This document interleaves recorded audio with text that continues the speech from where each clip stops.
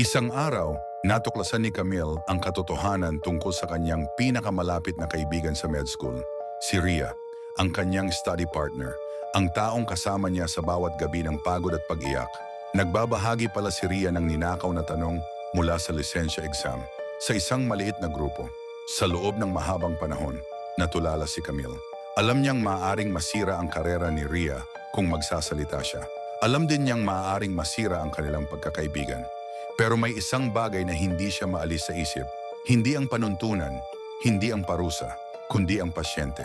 Ang tunay na tao na isang araw ay maaaring mahiga sa ospital at magtitiwala sa doktor na iyon. Ang doktor na hindi tunay na pinaghandaan ang sandaling iyon. Nagsalita si Camille. Mahinahon, matapang, masakit, nawala ang kaibigan. Pansamantala ring nawala ang tulog niya. Pero nang lumipas ang mga buwan at dumating ang araw ng kanyang sariling lisensya exam, may naramdaman siyang bago. Katahimikan, hindi siya nagtanong kung karapat-dapat siya. Alam na niya,